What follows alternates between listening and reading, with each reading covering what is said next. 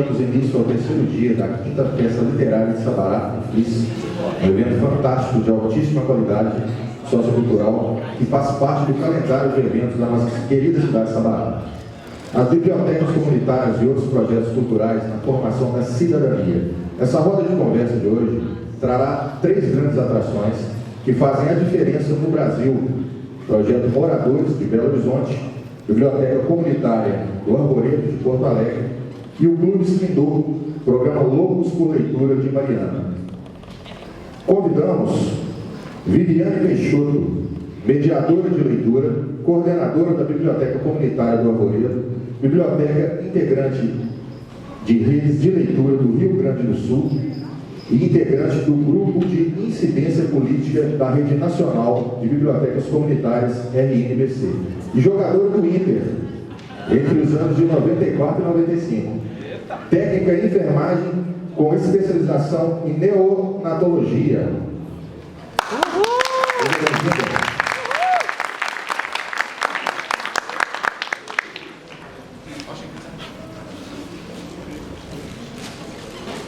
Convidamos agora Gustavo Nolasco, roteirista, escritor, jornalista mineiro de Mariana e membro da Academia Marianense de Letras, sócio da Nitro Histórias Visuais, uma das mais importantes agências de fotografia e produção e de conteúdo de Minas Gerais, criada em 2002, autor dos livros Os Tipos, coautora de Léo Drummond da Nitro Editorial 2011, vencedor do Prêmio Jabuti 2012 na categoria Fotografia.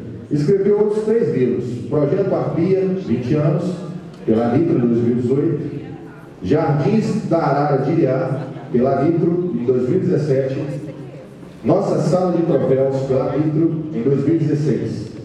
Editor do livro Mariana, Assim Nasceram as Minas Gerais. Nas artes integradas, é autor do projeto Transmídia, Moradores, a Humanidade do Patrimônio Histórico, que está na sua 8ª temporada, tendo passado por 5 estados: São Paulo, Rio de Janeiro, Minas, Bahia e Pernambuco. E 19 cidades brasileiras, com um público superior a 3.500.000 pessoas, e reconhecido pelo Instituto do Patrimônio Histórico e Artístico Natural (IFAM). Como ação contemporânea de educação patrimonial, atualmente é cronista semanal do jornal Estado de Minas, onde assina a coluna da Arquibancada. Por gentileza, seja bem-vindo.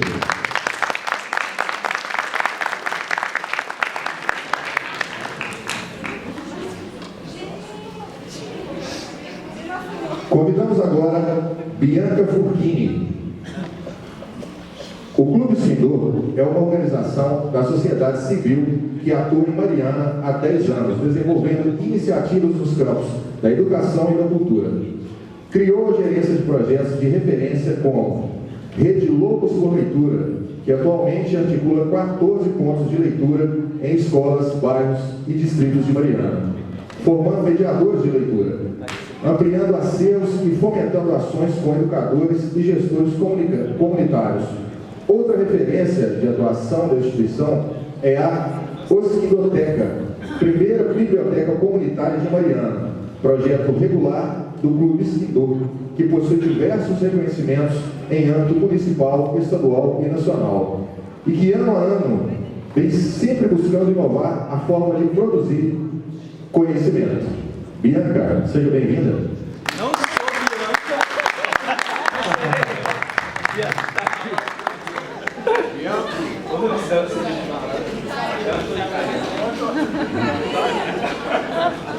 Antônio Carreira, aplausos.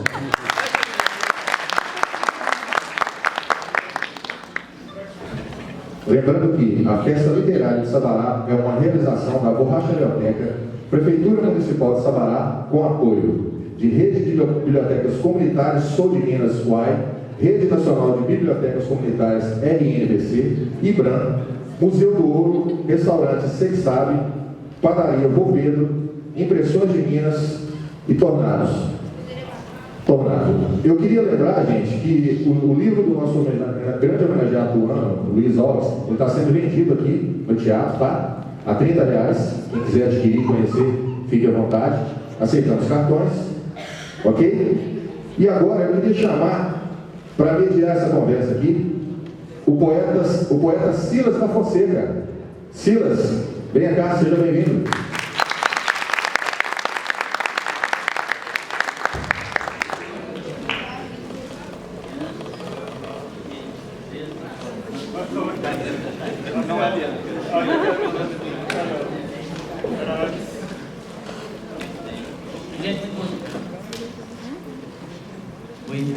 Muito bom dia. Bom, meu nome é Silas, eu nasci em Jabuticatubas, moro em Pompéu há 63 anos e tenho lá um espaço ecológico cultural, que eu chamo de Rancho da Cultura, e onde eu recebo cerca de 3.500 a 4.000 crianças por ano para fazer todo tipo de trabalho que a criança merece no campo das artes. A gente canta, fala poesia, tem muitos brinquedos.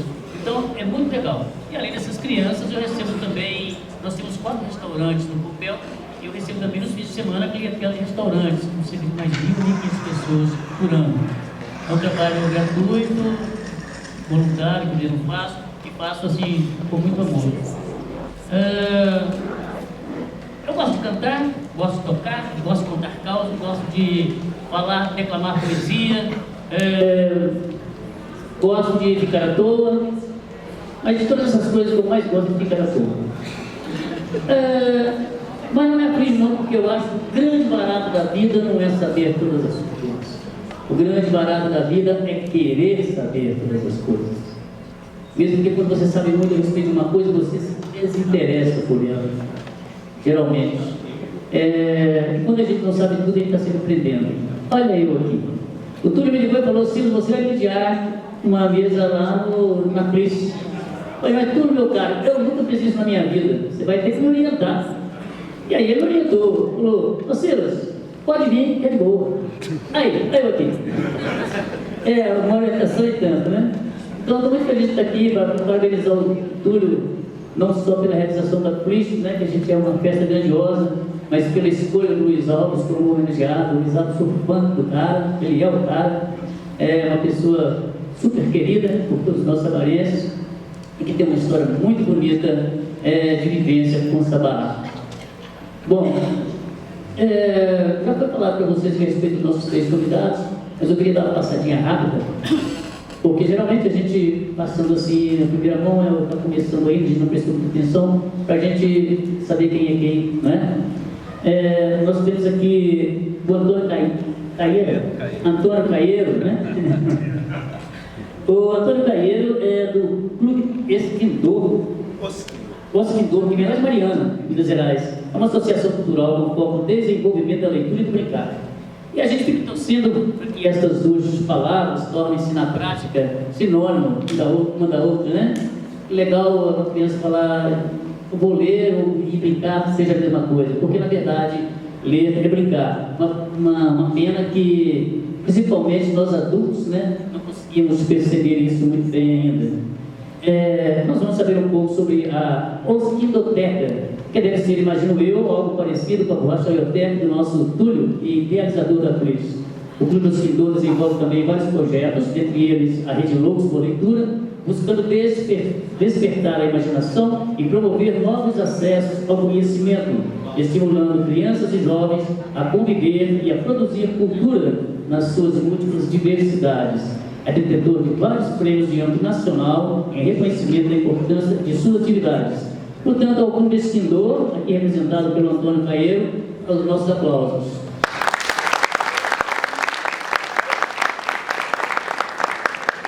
Lá na outra ponta nós temos a Viviane Peixoto. A Viviane Peixoto vem do Rio Grande do Sul. A Viviane é mediadora de leitura, coordenadora da Biblioteca Pública de Arvoredo, das redes de leitura do Rio Grande do Sul, e integrante do grupo de incidência política da Rede Nacional de Bibliotecas Comunitárias. Já foi jogadora internacional, com certeza, né? Assim, tirando a turma. Quem não quer ir em campo de futebol feminino, se eu pudesse ir todo dia. Bom, ela também técnica em enfermagem, com especialização em neonatologia. Já sei. O que é neonatologia? Vou perguntar para ela depois. Não, eu sei não. Neonatologia, sei não. Vamos para a Viviane e a Arvoredo. Depois nós temos aqui o Gustavo Nolasco, que vem de Belo Horizonte, mas que é mineiro de Mariana. É roteirista, escritor, jornalista, membro da Academia Marianense de Letras e sócio da Nitro Histórias Visuais, uma das mais importantes agências de fotografia e produção de conteúdo de Minas Gerais. Foi co-diretor e roteirista de vários curtas-metragens e também roteirizado o make-off do longa-metragem Menino do Espelho. É cronista semanal do Jornal Estado de Minas, onde assina a coluna da Arquibancada. Nas artes integradas, Gustavo Nolasco é autor do projeto Transmídia Moradores, a Humanidade dos Patrimônios Histórico. Seja muito bem-vindo a Cris, nossos aplausos.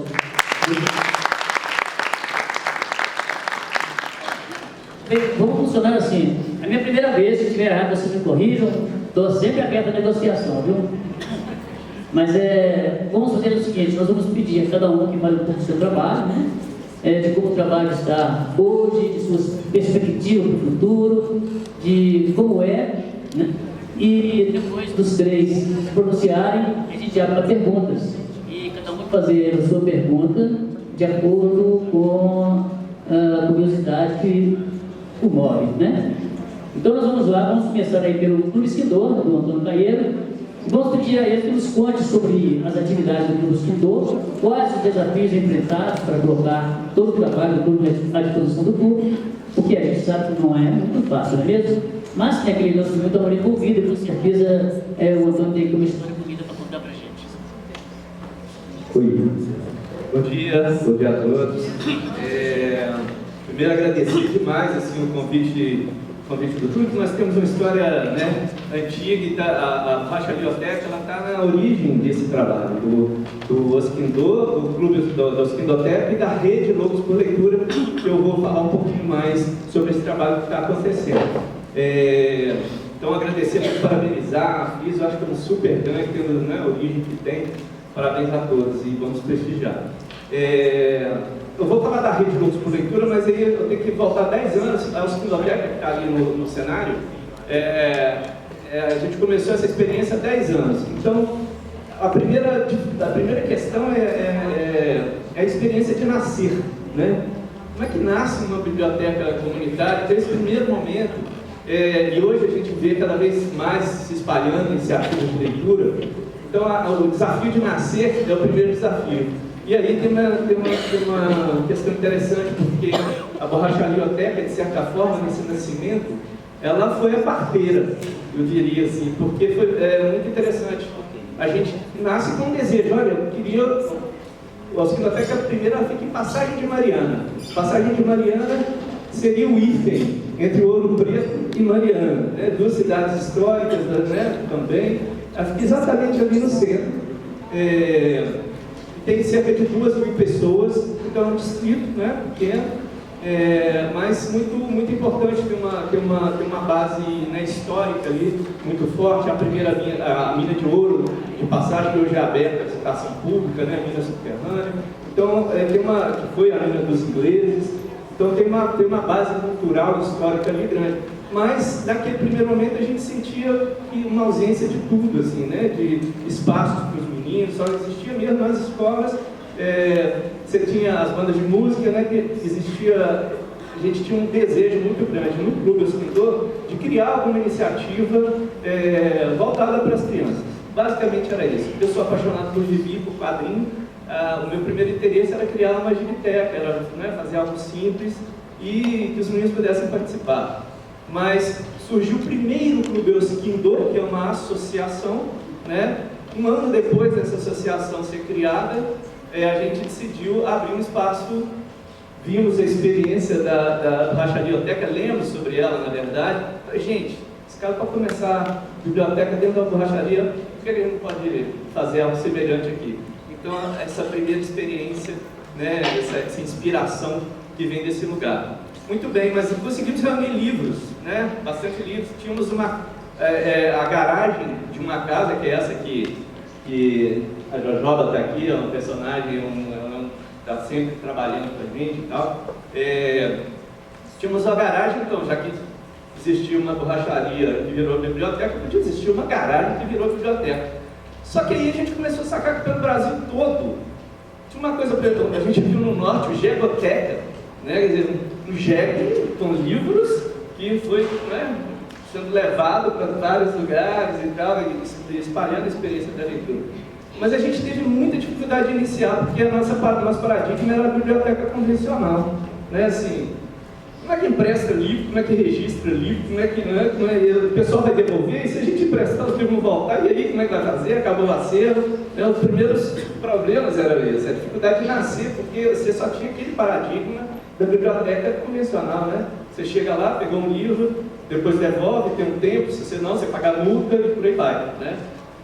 Mas aí a gente falou, bom, vamos lá em Sabará, vamos ver como é que os caras fazem lá, que eu acho que vai ser a melhor coisa. Viemos aqui fazer a visita, chegamos encontramos o Túlio lá na borracharia, até que foi muito engraçado que o Túlio falou com a gente mais ou menos o que ele falou com você, né? Eu falei assim, não é assim, vai lá e tal, você vai emprestar livro, né? Não importa se vai registrar, se vai voltar, ele falou, o livro aparece. E talvez tenha sido assim, aquele primeiro momento tenha sido a coisa mais importante, porque o livro nunca faltou. Essa é uma coisa maravilhosa, né? Nunca faltou, simplesmente, né? Assim, a gente abriu, praticamente uma semana depois que a gente esteve aqui, estava gastalhado lá assim para abrir, abria com o coração, né? Vamos embora. E aí, chamamos a meninada, abriu, o livro nunca faltou desde então, mesmo, de fato. E a experiência tomou conta bastante do lugar. A primeira questão foi o cuidado com o espaço, né? De tornar aquela garagem o mais encantada possível, né? Para as crianças, para todos que fossem ali. Porque tem essa coisa de receber, então a gente acha que o espaço de leitura tem que acolher, receber. Esse ponto ele é muito importante. O trabalho começou 4 anos depois, a gente partiu para uma revisão ele foi crescendo, simplesmente foi crescendo, pessoas foram chegando, colaboradores foram chegando, e a gente decidiu ampliar, cavamos a garagem, e eu tenho um videozinho rapidinho que mostra esse momento, e também dá para vocês verem um pouquinho do que ia lá na esquizotécnica.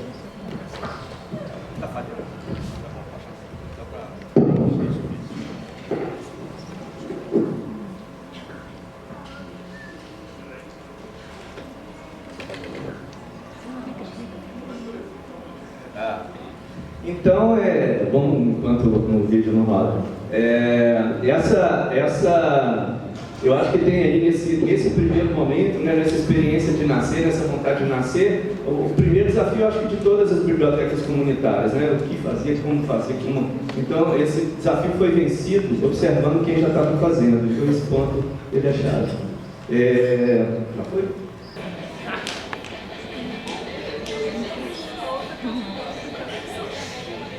Nós convidamos esse grafiteiro para dar um jeito na casa, né? Transformar a casa, torná-la mais encantada, né? E o Thiago é de lá da nossa região mesmo, cara do povo.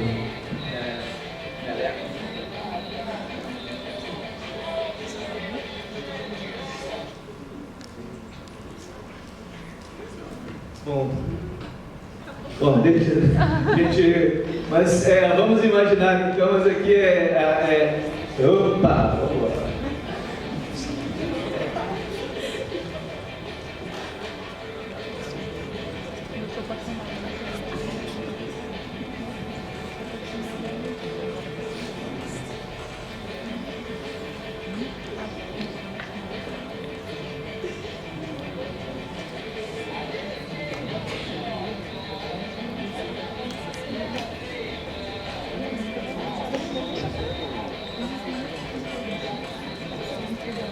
Aquilo que vocês viram no alto ali é a rádio Esquizoteca, né, que toca lá todo dia na subida da ladeira.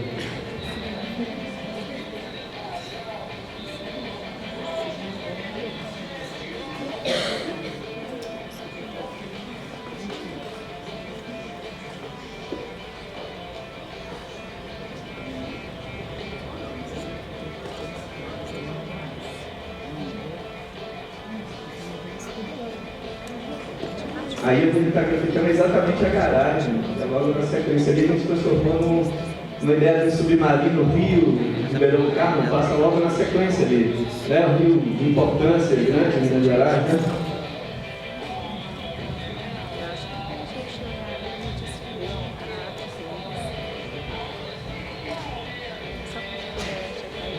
vocês notarem os grafites que lembram o olho de gato e tal, e o gatinho Godofredo, que é o símbolo da biblioteca também, né? Foi representado ali.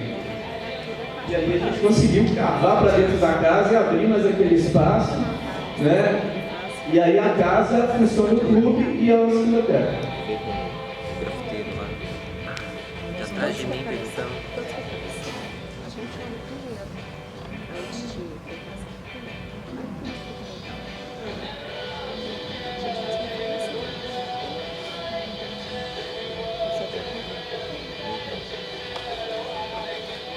A porta principal a gente batizou com vários títulos de livros que amávamos, gostávamos, que já fez parte da formação de um e outro, né?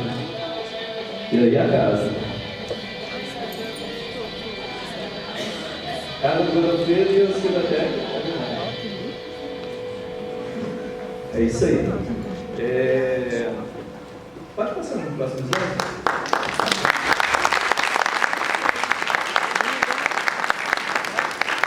Então é um espaço para a gente que nos orgulha muito, né? Assim, e continuou o caminho, né? Ali a nossa biblioteca acontece de absolutamente tudo, né? Vocês vão ver a biblioteca só como espaço de leitura de várias coisas, então ela concentrou muito de atividades culturais do distrito ali também, inclusive para os jovens, né? Assim, tem um projeto Observatório Jovem que acontece lá, que estimula aí dança, música, enfim, né? Diversas outras atividades. A gente vai vendo que nasce de uma forma e aquilo vai ganhando outras feições, né? De uma maneira natural. Ali é um dos espaços onde acontecem contação de história, apresentação de teatro boneco, enfim, né? Pode passar tudo.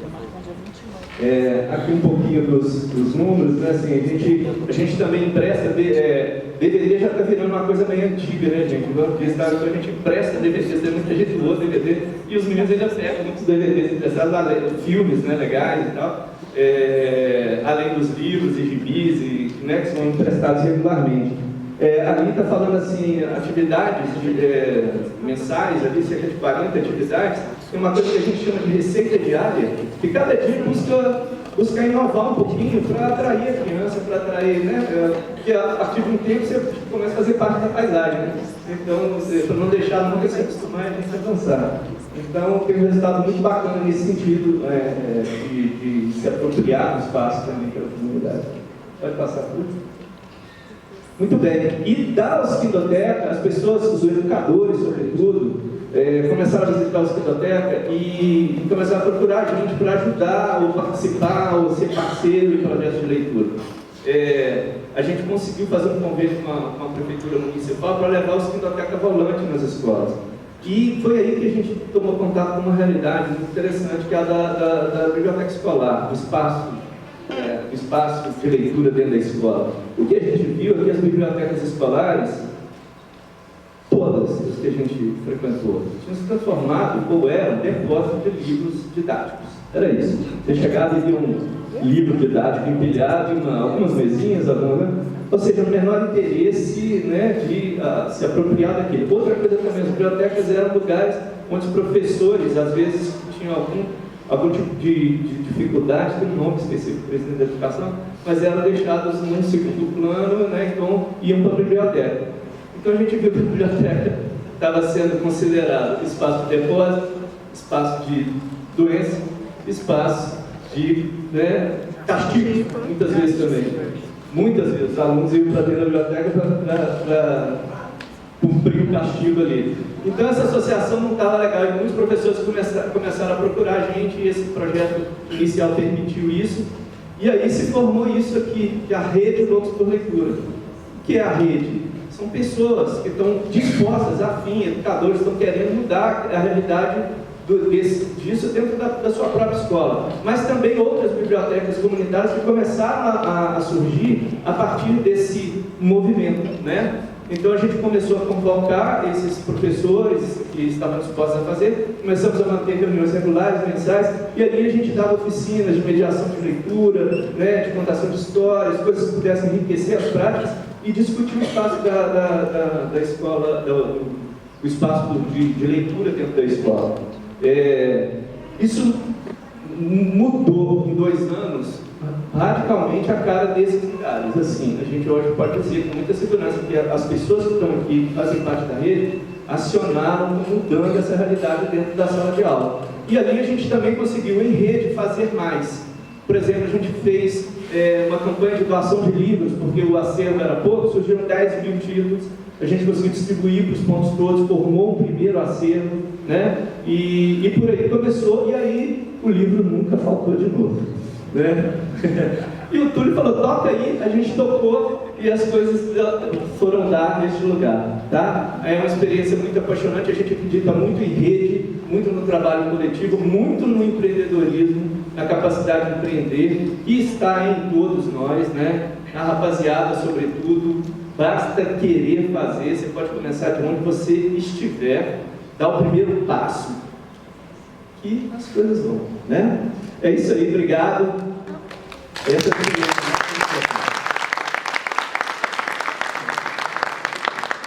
legal. Realmente a gente tem que se deixar apaixonar, senão não rola, né? Você tem que experimentar para ver se dá certo, é complicado. Deixe se apaixonar e mergulhe em fundo. É a ideia. Como vocês viram, eu não sou a única vítima das orientações do Túlio, né? Aliás, eu criei uma filosofia para ele: antes Túlio do que nada. No Lasco, Gosgado tem uma vasta história profissional e artística, e hoje nós vamos explorar ao máximo a sua experiência, a sua emoção, os seus saberes, adquiridos através do seu projeto Moradores, que já ouviu mais de 3 mil pessoas em 19 cidades, 5 estados brasileiros, e que tem como norteamento provocar o cidadão, seja ele anônimo, popular ou mestre do saber, a se reconhecer como patrimônio cultural de sua cidade. Imagino que o Gustavo, dentre estas mais de 3 mil oitivas, deve ter ouvido histórias fantásticas. Por favor. Bom dia. Primeiro, em nome da Nitro, que é a nossa empresa, estou aqui com o Marcos também, que é o meu companheiro no projeto Moradores. Queria agradecer muito a Festa Literária de Sabará. Para a gente é muito legal estar aqui. Eu também tenho uma admiração enorme pelo Túlio. Eu, na verdade, conheci o Túlio na verdade, não conheci o Túlio pessoalmente, na verdade, estou conhecendo hoje, quando eu fui fazer uma reportagem sobre o trabalho do Túlio aqui e do saudoso Léo do Peixe, que era um dos companheiros do Túlio, tinha um projeto sensacional em Pirapora. Ele era um pescador e tinha uma feira livre na cidade, e os feirantes iam para a feira e muitas vezes não tinham com quem deixar os filhos, e os filhos ficavam parados ali na feira, não tinham o que fazer, e o Léo do Peixe, assim como o Túlio, assim como o Toninho, como escutar a Viviane também, o Léo do Peixe tocou e fez. Ele criou ali uma biblioteca na feira, que era inicialmente para os filhos dos feirantes terem o processo de leitura. Enquanto os pais trabalhavam, eles estavam ali no mundo da fantasia, da leitura. Então, em homenagem ao Léo, aonde ele estiver aí, graças a ele, eu conheci o Túlio, e graças a ele está tendo a oportunidade de estar aqui. Falar um pouco sobre o projeto Moradores. A gente eu, apesar de ser escritor, roteirista, o projeto Moradores aqui está meio como um peixinho fora d'água, assim, porque a gente não é basicamente um projeto de leitura, mas o projeto Moradores vai muito da essência do que o meu trabalho do que o trabalho do Marcos também, que a gente gosta de ouvir histórias. Né? A coisa mais gostosa que tem para mim, mais do que escrever histórias, é ouvir histórias. E o projeto Moradores nasce disso. Pode passar só um slide, por favor. Deixa essa imagem aí, porque daqui a pouco eu vou explicar um pouco para vocês. E nasce de uma forma que a gente da agência, a Nitro é uma agência que começa como uma agência de fotografia, depois eu entro para a Nitro e a gente transforma a Nitro numa agência de produção de conteúdo. Então, onde a literatura, a fotografia e o audiovisual, eles, na verdade, são meios para a gente contar histórias. Então, a gente ia para um festival que tinha em Tiradentes, não sei se alguém aqui já foi em Tiradentes, lá tem hoje o maior festival de fotografia, e a gente achava muito ruim Tiradentes, porque Tiradentes, na verdade, parecia uma cidade cenário, onde os festivais chegavam, não é o caso da festa literária, que é uma festa literária nascida na cidade, por gente da cidade. Tiradentes não, eram festivais de fora que chegavam, aportavam em Tiradentes, faziam a sua festa, consumiam leitura, trocavam conhecimentos, levantavam a espaçonave e iam embora, e a cidade ficava. E você tinha contato com as pessoas da cidade como? Você tinha contato com o garçom do restaurante, atendente da pousada, o charreteiro que te levava para fazer passeio. Era esse o contato que essas pessoas que produziam cultura na cidade tinham com os moradores. E aí eu e o Marcos, a gente chegou e falou assim, quer saber, nós vamos fazer um projeto, na verdade, para valorizar o que a gente pensa. A cidade pode ter, são as histórias dos seus moradores, e através de entender o que é a importância da história dele tem para a cidade, é a forma como ele preserva aquele lugar. Eu sempre gosto muito de citar o exemplo nosso lá de Mariana, né? E aqui em Sabará a mesma coisa. Quando a gente vê uma igreja em pé, a gente está vendo aqui na marca da festa, quando a gente vê uma igreja que está em pé há 200, 300 anos, ela não está em pé porque quando alguém construiu, virou e falou assim, um dia isso vai ser patrimônio muito importante, então isso não pode nunca ser destruído. Ninguém nunca falou isso quando construiu uma igreja. A igreja de Mariana, a igreja de Sabará, esse teatro aqui agora, ele só está em pé porque durante 100, 200, 300 anos ele foi parte da história de alguém. E ao ser parte da história de alguém, alguém quis que a história dela não fosse destruída. E ele está em pé por causa disso. Então, por isso, a gente defende no projeto de moradores que na base de tudo que se preserva, de tudo que tem cultura, o maior patrimônio que uma cidade pode ter é a história dos seus moradores. Porque a partir dessa história se preserva e se tem amor pelo lugar onde se vive. E o Moradores basicamente é isso. Então a gente foi para Tiradentes e o que a gente fez? A gente pegou uma tenda branca, né, aí a criação do Marcos, porque a gente tem todo um processo de fotografia, que é a gente só trabalha com fotos pretas e brancas, que é para dar os traços das pessoas, dar realmente uma forma estética de chamar para dentro do retrato, saber que ele tem uma história.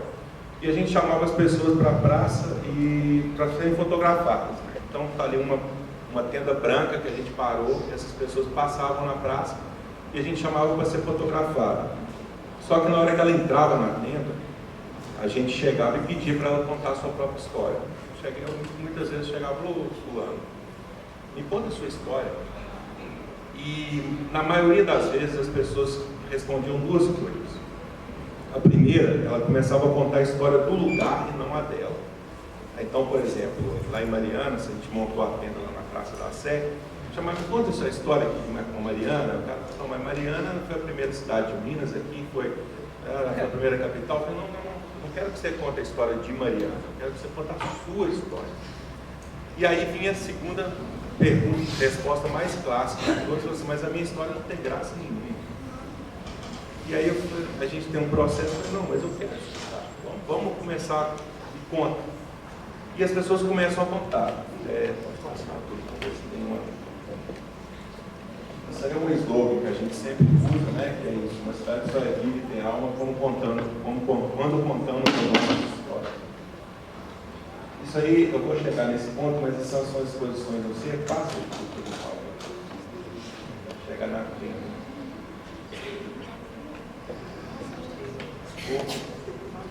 Pode passar. Pode passar.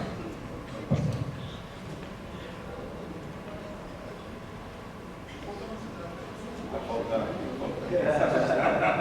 Aí que eu queria chegar. Então essa aí é a tenda. A gente chama a nossa menina de panos brancos.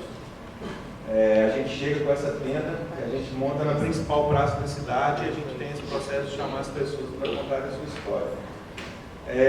E esse é um momento mágico de se contar histórias, de se ouvir histórias, que eu acho que tem muito a ver na forma, nesse caso a gente trabalha através do audiovisual, mas na leitura tem muito isso, né?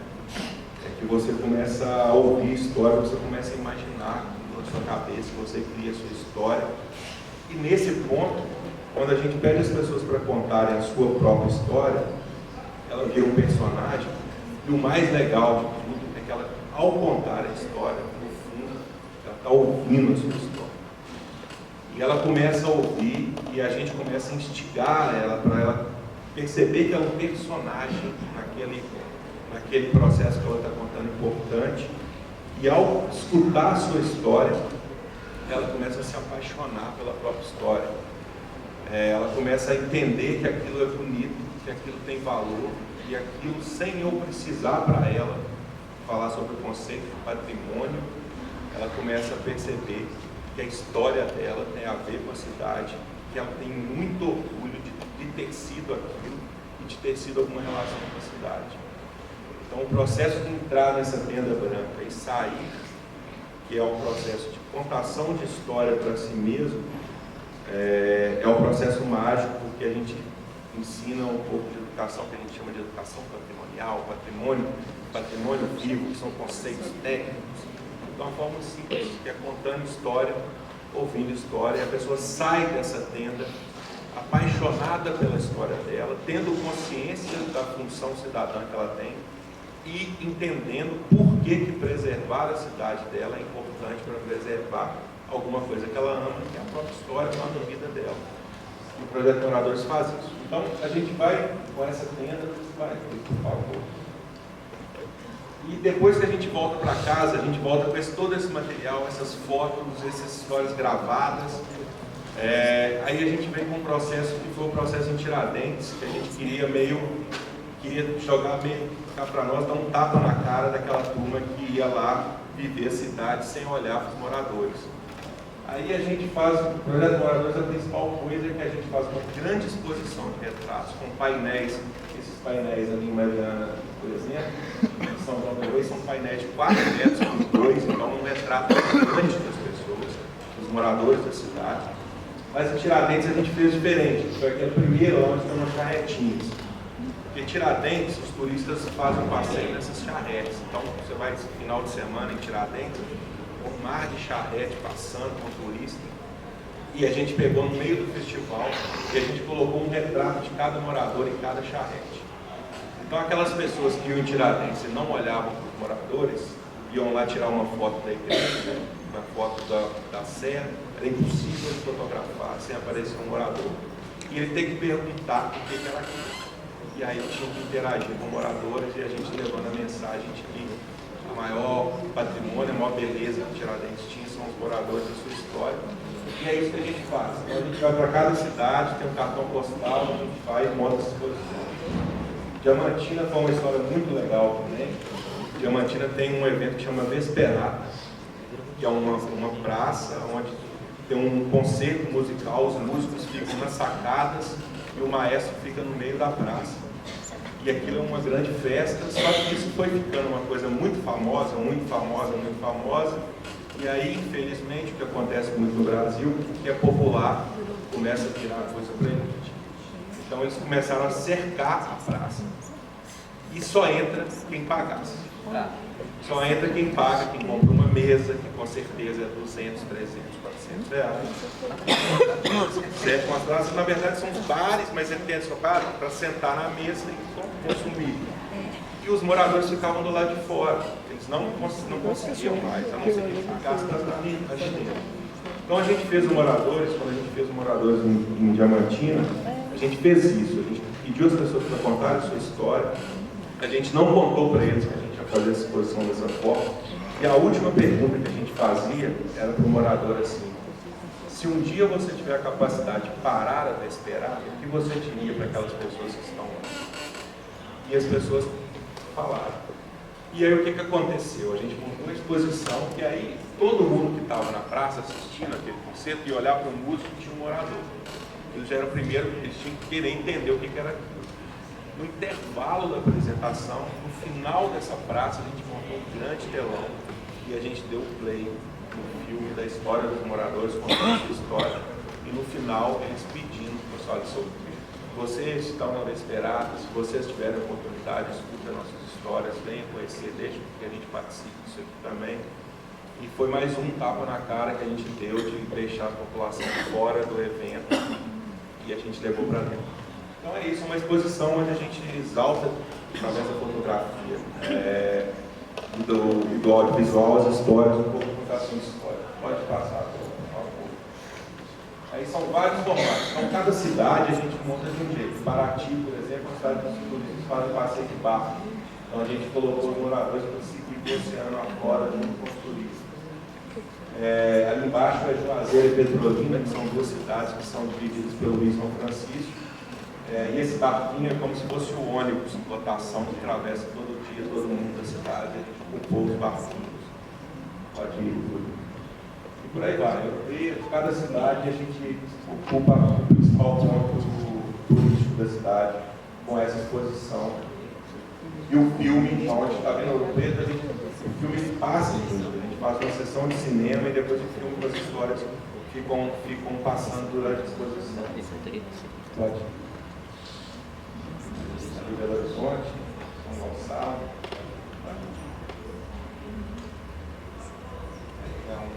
Tem um ilustre morador da cidade, Toninho de Passagem, que é o X.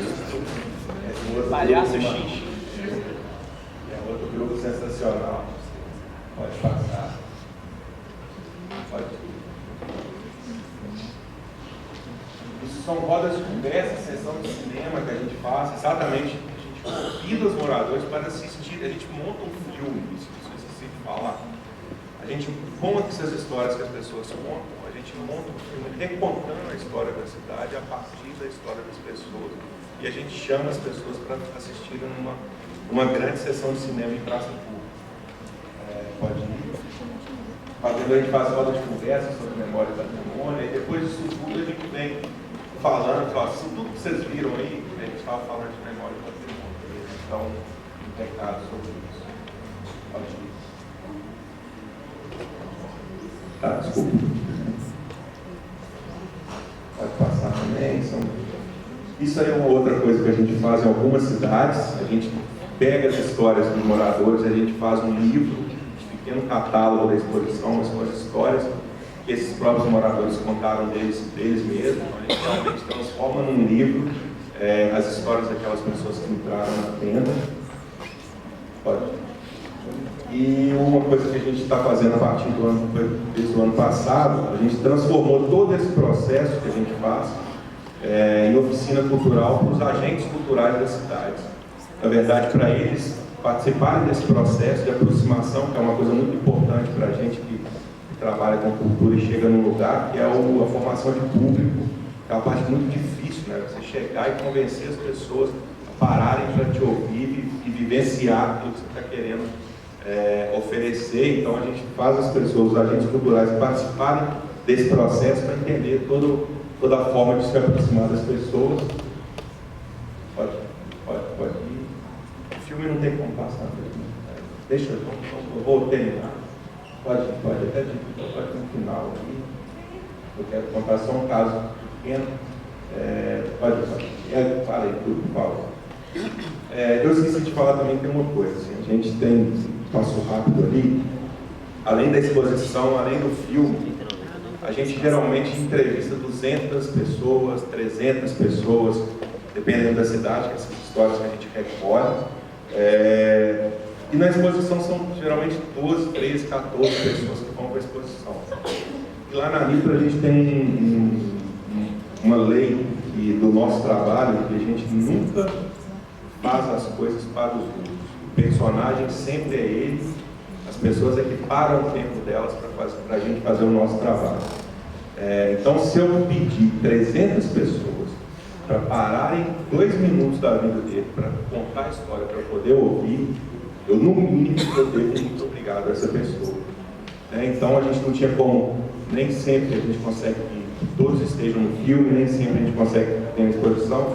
Então, a gente monta um varal fotográfico na cidade, a gente imprime uma foto de cada uma daquelas pessoas que foram dentro da tenda, e essa foto, na verdade, é um singelo muito obrigado que a gente dá ali, que entrega para as pessoas, cada um vai e retira a sua foto, e a gente entrega ela escrito atrás mesmo, não é bobagem que eu estou falando, a gente escreve atrás. Muito obrigado por você ter participado, isso nos ajudado a construir isso, porque é uma forma de reconhecer até mesmo para mostrar para ela que a gente deu valor para a história que ela nos contou. E no nosso caso, tanto de valor que a gente dá por ouvir história, que é a coisa que a gente mais gosta. Para encerrar, tem esse desenho aí. A gente fez uma etapa numa cidade chamada Bocaiúva, que é no norte de Minas. E nessa etapa, entre as 200 pessoas que entraram nessa tenda, entrou uma menininha chamada Valentina. Ela entrou, contou a história, como todo mundo tinha contado, e a gente foi embora. Fomos embora e chegou uns 2, 3 semanas depois, aí a mãe dela inclusive a mãe dela fez a oficina com a gente, mas a gente nem sabia que ela era a mãe da Valentina durante o processo. A mãe dela mandou para a gente essa foto. E aí vamos entender. A Valentina, depois de participar do projeto Moradores, 2 semanas depois, a professora de português deu uma tarefa para os meninos, que era fazer uma redação.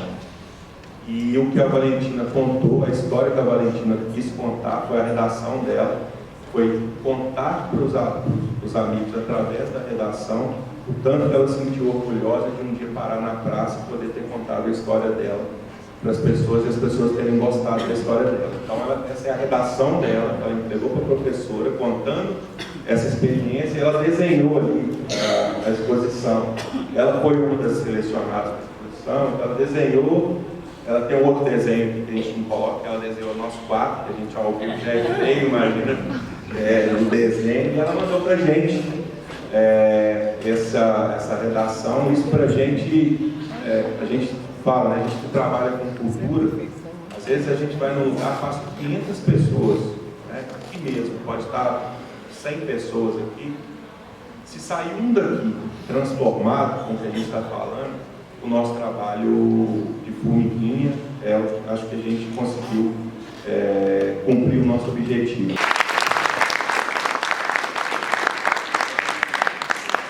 Eu acho que a coisa mais importante do Gustavo disse aí é que quando a gente conta para a gente mesmo a nossa história, a gente vai percebendo como ela é bonita.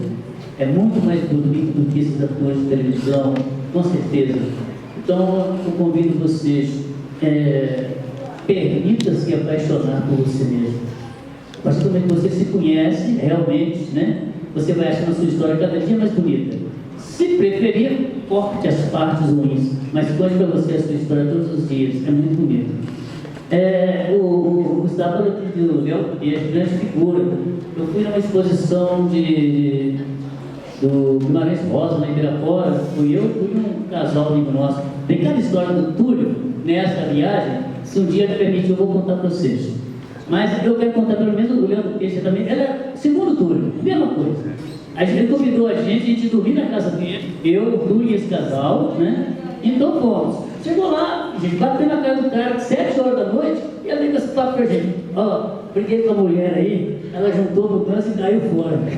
Então não tem nada dentro de casa. Falei, estamos dormindo de jeito, meu cara. Aí ele falou assim, nós vamos pegar um carro aí, vamos sair dos hotéis caçando um colchão emprestado. E assim fez. Pegamos um carro lá, saímos do hotel em hotel, caçando um colchão emprestado, a gente dormir no chão. Não era igualzinho? E outra coisa muito legal, veio ter um sarau no boteco lá, ele mesmo também foi lá. Nós vamos fazer um sarau aí hoje. Mesma coisa. Aí o cara falou, não, gente, nós fomos um mesão aqui, fizemos sarau, tudo bem. Combinamos com o cara e fomos. Aí tinha uma menina que recepcionou a gente lá, no biblioteca e coisa e tal, e eu, muito legal, eu fiz um poeminha para ela, que eu queria falar no sarau para ela. Chegamos lá, estamos sentados, aí eu falei, né? Tinha feito um poema para Adriana, queria reclamar, coisa e tal. Levantei e declamei o poema. Mas em alto tom só, o Léo falou assim, taradinho do Pompeu. Grande figura, saudosa. Bom, nós vamos ver agora com...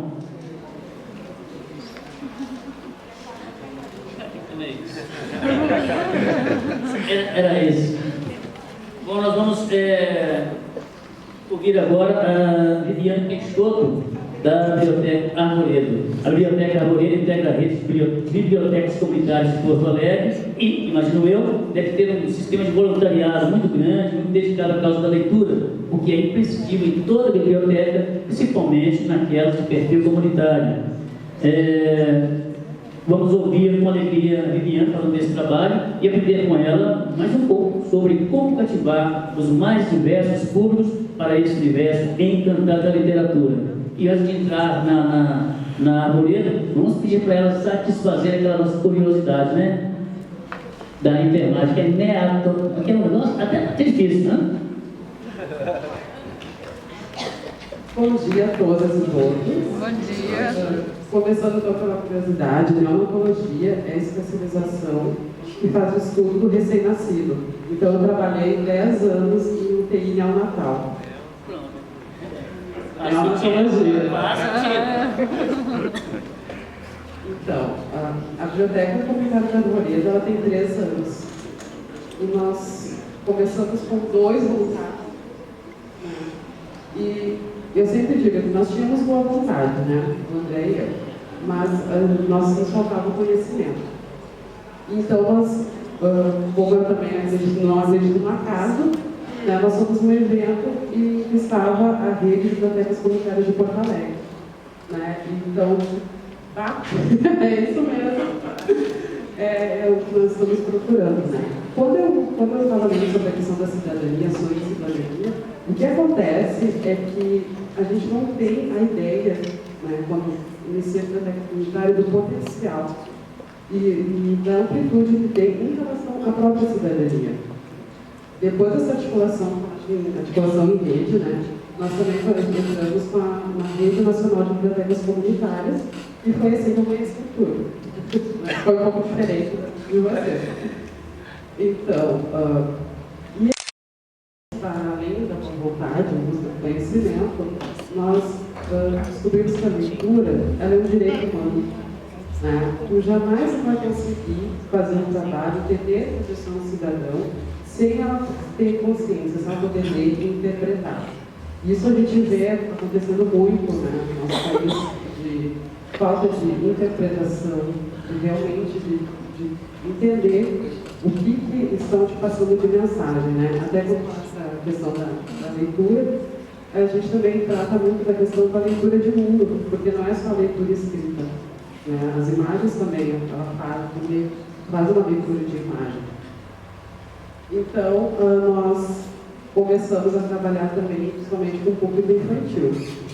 E aí, conforme a gente foi trabalhando, conhecendo, fazendo parcerias na comunidade, porque a Biblioteca Comunitária da Arvoredo, ela fica na Vila Mato, que é a terceira maior bairro de Porto Alegre. E nós percebemos que eles não tinham nenhum equipamento cultural, porque a cultura que existia na comunidade, ela ficava muito dispersa.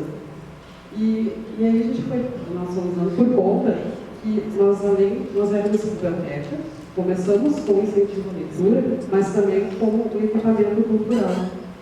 Então a gente passa por esses 2 setores. E aí nessa busca assim, de parcerias com as escolas, eu ouvia muito assim, adolescente não gosta de ler, adolescente não gosta de nada, eles não querem nada. E eu disse, não, ok. Assim, então nós vamos fazer um trabalho com os adolescentes. Em consequência, também começamos um trabalho com um grupo de idosos. E eu lembro que logo que nós começamos, o adolescente chegou para nós e disse assim, o que vocês ganham para fazer isso? E nós dissemos, nada, nós somos voluntários. Ele olhou, ai que burros! Então, assim, aí nós começamos, através da leitura, a fazer um trabalho, né, sistemático com os grupos, principalmente, foi uma iniciativa nossa, com os jovens e os adolescentes. Porque as crianças já tinham acesso. No início, nós sabíamos que os livros que eu ia contar com eles iam estragar, eles iam rasgar, porque não tinha, as pessoas não têm esse contato, né? O que tinha de programas e projetos é muito centralizado, geralmente se dá acesso para quem já tem acesso. Né? E as bibliotecas comunitárias, elas atuam onde o poder público não chega. E isso influencia muito para a formação de cidadãos. Então, com os grupos de jovens, nós começamos a mostrar muito do que acontece na atualidade, as leituras sempre direcionadas. E o grupo de idosos também, porque foi o que está acontecendo. é muito orgânico, né? O desenvolvimento de uma biblioteca comunitária. Nós vamos conhecendo, fazendo um enraizamento, conhecendo aquela comunidade e entendendo também o que elas têm, né? De pessoas assim, que realmente são ativas na cultura, que estão dispersas e estão formando uma rede, né? Naquela localidade. E essa rede ela vai se expandindo, né? Para toda a cidade, até que nós vemos uma necessidade também como rede de ir para a região metropolitana. E isso foi uma consequência muito importante. Pode passar,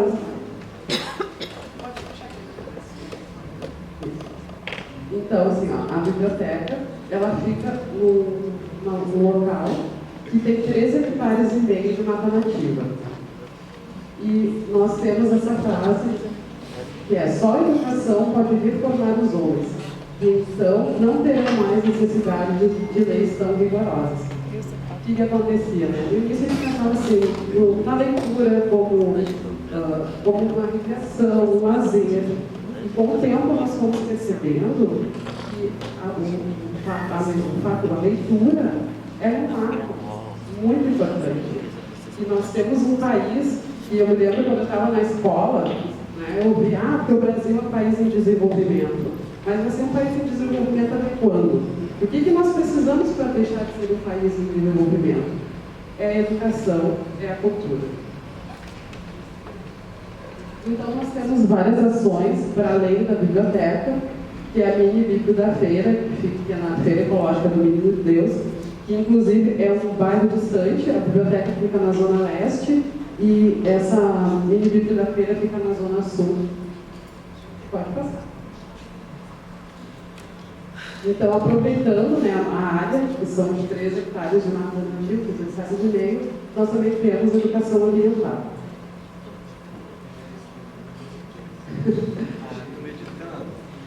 Sim, estou editando, né?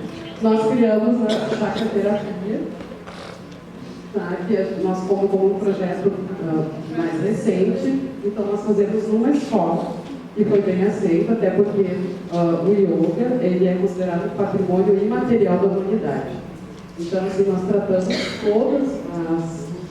todos os públicos, né, a comunidade toda, como um ser integral. Então, a gente também passa, além da leitura, sempre o livro, mas daí como é que acontece? A gente faz uma mediação de leitura e depois começa com a chacra-terapia. Junto com a yoga, a gente também tem um rei. Eventos na biblioteca, eu trouxe aquele primeiro, porque foi da Escola de Música da Orquestra Sinfônica de Porto Alegre, porque muito também de algumas ações nós ouvimos as pessoas da periferia não têm cultura, elas não gostam, elas não têm acesso, né? Porque a gente trabalha com dois pontos principais. Tu potencializa a cultura que existe nas comunidades e também proporciona a cultura que não tem acesso. Porque, por exemplo, tu aí na escola de uma orquestra sinfônica, tu tem um gasto de passagem, tu tem gasto para poder não entrar, porque não é gratuito. E quando são poucos eventos, também voltamos para a questão da passagem. E as pessoas têm que ter esse direito de poder estar próximo da sua casa e ter acesso à cultura. Nós temos também peças de teatro, sistemáticas. E aqui são alguns eventos que aconteceram na biblioteca, que esses são com agendamento. Temos a seleção regional, o programa Lei para uma Criança do Instituto Itaú, que foi uma importância muito grande, questão de visibilidade para nós. E tem também trilhas, piqueniques literários. Daí, continuando as ações da biblioteca, tinha uma academia próxima, também nós fizemos uma parceria. Então, nós temos o PEG Leve Praga, e ele funciona já há 2 anos. Aí são alguns eventos, né? Teve a festa do grupo de idosos, que eles frequentam a biblioteca semanalmente, então o aniversário eles sempre gostam de fazer lá na biblioteca. Daí tem ações, assim, aquela foto ali, com os 3 meninos, foi que a gente fez um sarau de homenagem às mulheres esse ano, e à direita, a comunidade, ela tem muita forte a comunidade indígena e africana.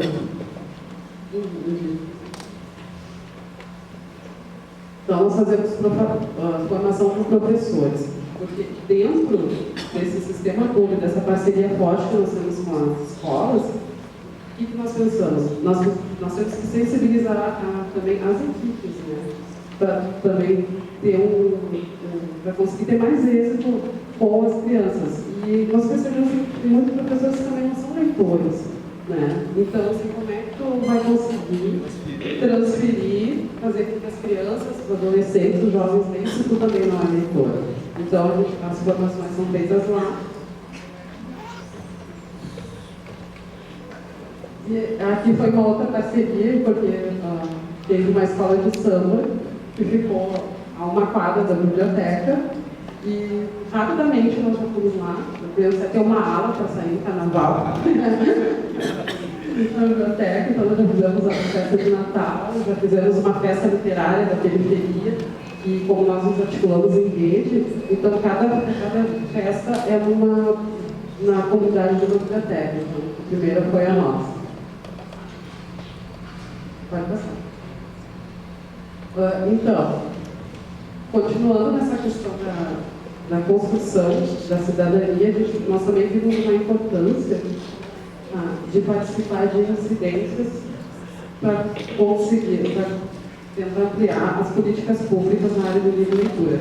Eu lembro que a minha filha é judoca e nós temos uma associação, né, de judô.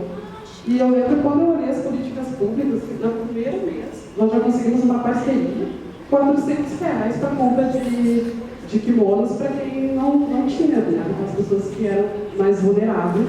E eu disse, nossa, se nós tivéssemos esse tipo de política na área do livro e leitura, nós já teríamos realmente um país de leitores, né? Porque saiu um índice nacional de analfabetismo funcional, que também nos trouxe outra preocupação e outra importância na área de incidência, e só 12% dos brasileiros são leitores plenos, conseguem ler e interpretar.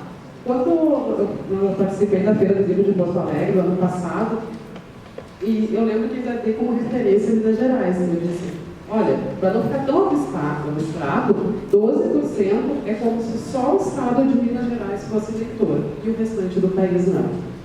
Então, isso ultrapassa aquela questão. Ultrapassa aquela questão assim, da leitura. Nós temos uma visão assim, não, a gente tem que levar a leitura, empoderar a periferia. Não, é o Brasil todo. Quando 12% só do país tem condições de ler e interpretar, a situação se mostra muito mais grave do que nós imaginávamos. Então, nós participamos, né? Eu recomendo do Conselho Municipal de Livro e Leitura, porque Porto Alegre, ela foi a primeira capital a ter o Plano Municipal do Livro e Leitura, uma lei de política pública sancionada, muito antes de qualquer política nacional. Isso é só interessante, eu acho assim, às vezes fica abstrato, mas a gente pensa assim, 12% de leitor pleno. O que acontece com quem não é leitor pleno? Né? Moçada que está começando a vida agora, e esse aspecto é muito importante. O que significa que essa outra faixa vai ter acesso ou não vai ter acesso ao sucesso da vida, né? Ou seja, as piores profissões, a não realização dos seus sonhos, a não conquista de várias coisas, né? Assim, daquele seu desejo. Você não tem capacidade de ler, de interpretar, de interagir com o seu meio, né? Então, é muito importante a gente tentar entender isso, né? A gente, lá no centro, a gente busca tentar trazer os pais para a importância da leitura, mas além do aspecto, né, lúdico, só óbvio, maravilhoso, e começa por aí. Mas, o que vai significar no futuro de cada um, você ser ou não ser um leitor pleno, né? Perfeito. E até agora tu falaste, eu lembrei que eu já ouvi de muitos escritores que contavam assim, essa trajetória e diziam que às vezes eles estavam em casa lendo, isso já deve ter acontecido com alguém, e para de ler, vai fazer alguma coisa, larga esse livro, né? E isso é cultural.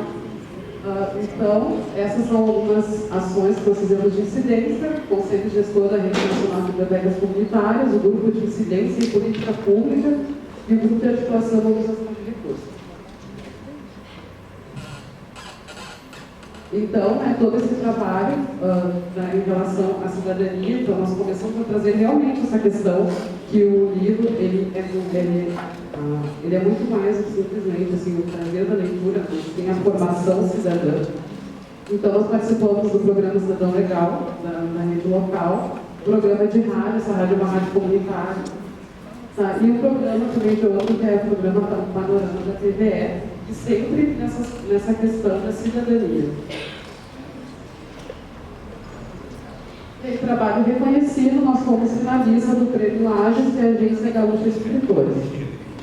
Então, era a categoria Parceiros da Escrita, que tinha o objetivo de reconhecer a contribuição que pessoas, projetos e instituições concedem à produção escrita e colaborando à divulgação das obras de autores rio-grandenses. Então, basicamente, é esse o trabalho que nós fazemos lá na biblioteca. Daí agora eu volto para Porto Alegre e já vamos começar a organização para o aniversário de 4 anos da Biblioteca Comunitária da Arvoredo.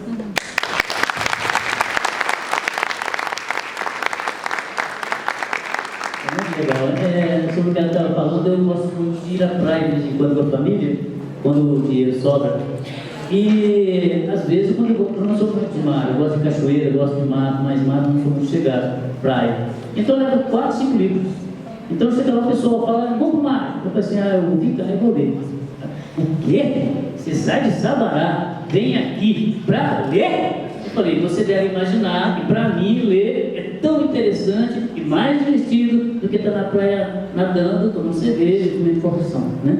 Mas esse mundo é muito legal, muito bacana, e eu acho que o principal da leitura, eu achei muito legal quando eles falaram aqui, e acho que o Gustavo falou, que as bibliotecas, em sua maioria, são depósitos de livros, né? E são mesmo, a Viviane também falou, são lugares abertos, né? Para quem já gosta de ler.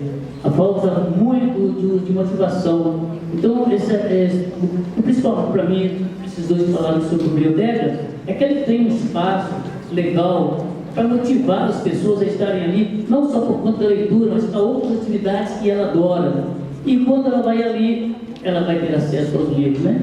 Lá no rancho, eu falo muito de meio ambiente com os meninos, uma poesia, coisa e tal.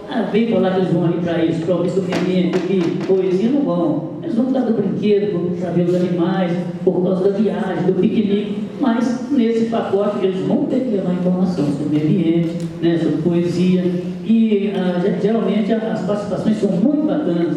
Você fala, Silas, eu queria morar aí com você para não empolga, não, né? Morar não. Vai ver que você quiser morar, não. Mas então, tem crianças que falam, eu queria que você fosse meu pai também. Então você percebe que quando você tem motivação, as pessoas facilitam o seu próprio acesso à cultura. E bom, geralmente é isso, motivação para que as pessoas tenham acesso, né, a esses estabelecimentos. Até cheguei a pensar, a gente pensando, às vezes dorme viajando, né? Eu acho que cada prefeitura devia alugar um sítio para fazer a biblioteca por lá, né? Aí as crianças com certeza iriam para lá e teriam uma motivação muito maior. E ainda mais, eu acho que devia ter, não é só aquele cara que recebe a gente, que assina a ficha e que vai com você, esse livro que você quer está na prateleira 3. 300 prateleiras, eu vou mudar a prateleira 3 e pegar meu livro. É complicado. Então devia ter uma motivadora que deveria prestar contas periodicamente sobre quantos novos livros ela busca na biblioteca, né? Porque fazer o nosso trabalho é muito fácil. O mais importante é o que nós fazemos além do nosso trabalho, né? Bom, vamos abrir para perguntas, Túlio? Então vamos dar uma clareada na turma. Eu não estou vendo ninguém. Eu vi o dia 13. Vamos ver se você enviaram para vocês. Quem quer fazer pergunta para quem? Eu vou lá. Então, gente, quem quer fazer perguntas? Vamos à nossa primeira pergunta. Quem quer fazer? Quem levantou o braço? Miopia 13. Fala eu. Não, vamos ver. Ninguém quer fazer pergunta? Túlio, vamos lá.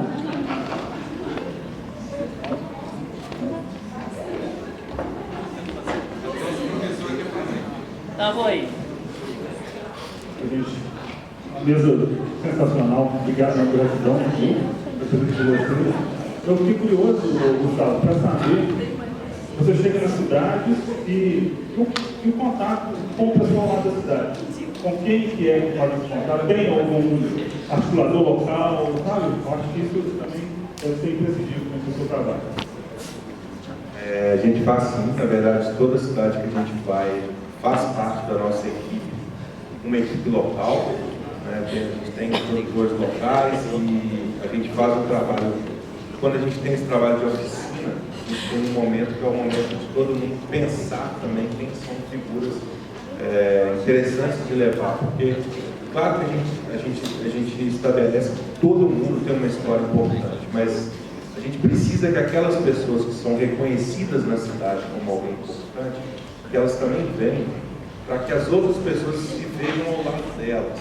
Então, por exemplo, a gente quando não sabe, a gente tem em Mariana, a gente tem uma figura chamada Dona Eve, que é uma senhora que é da academia de Dona Eve, uma figura Dona Eve, que é todo mundo, se chegar alguém em Mariana e falar assim, eu preciso de alguém para falar sobre a Dona Eve. Dona Eve. Então a gente colocou a Dona Eve ao lado de uma pessoa que é anônima, para que essa pessoa anônima se visse tão importante quanto a Dona Eve. A Dona Eve não é mais importante do que o cara que passou ali na hora e contou uma história. Isso é muito importante porque a gente tem esse local que identifica as pessoas.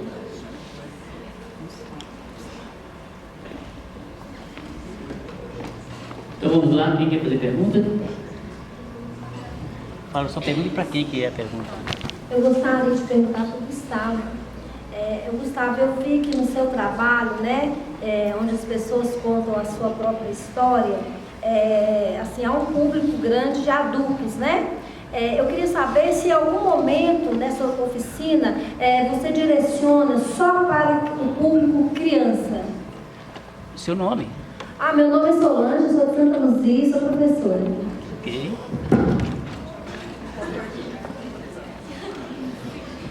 Solange, Muito bem, Túlio. Solange, na verdade não. A gente nunca fez direcionado só para crianças. Primeiro, por respeito, porque a nossa formação, a gente não tem uma formação profissional ou de vivência ao ponto de conseguir interagir no nível que se tem que fazer com uma criança. Por exemplo, o Osquindô tem, o pessoal da biblioteca tem, pela própria experiência e formação profissional. A gente não tem, então a gente não se aventura a fazer por enquanto, né? Primeiro porque a gente não tem ninguém da equipe com esse perfil de fazer um evento voltado só para crianças. Mas a gente faz questão de que as crianças estejam, porque muitas das vezes a gente acha que só os idosos é que tem história e que sabem contar. A gente não, a gente a partir do momento que uma pessoa tem 5 anos, 4 anos, e ela já tem uma história para ser contada. Então a gente sempre coloca as crianças também para contarem a sua história e serem personagens da história daquela cidade. Ok, quem mais? Meu nome é Agripina, eu sou também fundadora e gestora de biblioteca comunitária lá em Santa Luzia. E queria primeiro parabenizar a mesa, né, pelas histórias lindas aí, como as nossas, né, de nascimento de bibliotecas comunitárias, de espaços de leitura. E a gente percebe que dentro da biblioteca é um lugar de memória. Onde estão guardadas muitas memórias através dos livros. E o Gustavo, né, eu achei muito interessante esse trabalho, porque nós lá de Santa Luzia, a gente está num processo quase que de busca de identidade da história da cidade, né, devido a momentos muito conturbados, né, que não é nem novidade para ninguém. E assim, dessa busca da formação, e principalmente do nosso bairro, da nossa comunidade, que foi onde nasceu a cidade. E pouca gente sabe dessa história. Então, é quase que uma demanda para você, Gustavo, de nos ensinar realmente, né, esse processo dessa contação de história. Né, os trabalhos que a gente tem feito nas escolas, a gente tem percebido isso, que quando as crianças elas se tornam atores ali daquela história, como que isso tem marcado para elas e para as pessoas das escolas e dos espaços onde a gente tem. Então, é parabenizar mesmo, né, pelos trabalhos e de compartilhamento mesmo, dos mesmos ideais, né, como disse o Silas, que a gente apaixona a cada momento, a cada dia, a cada evento que a gente faz. Tem hora que fala, não vontade de largar isso aqui, mas aí a paixão não deixa, né? Então, é isso aí.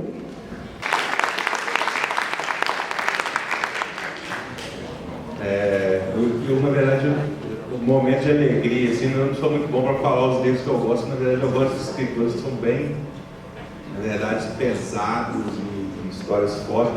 Meu livro preferido é Crime e Castigo, Dostoiévski.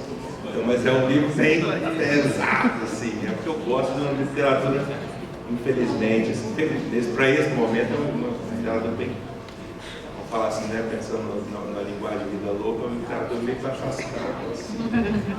Mas é o que eu gosto, então, nesse momento.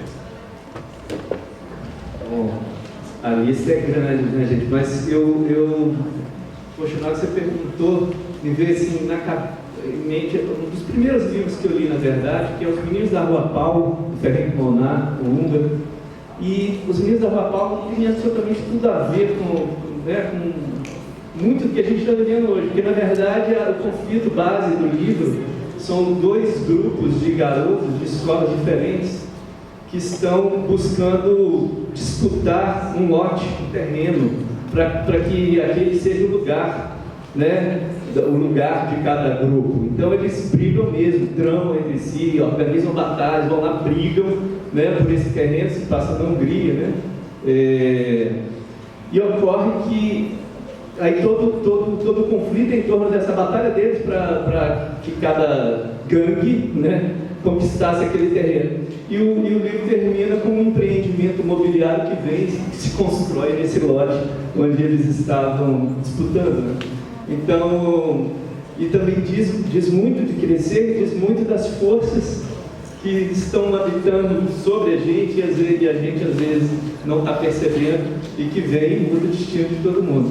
Mas indico demais Ferrenc Monar, Os Meninos da Rua Paulo. Tem um filme também antigo, uma versão muito bacana.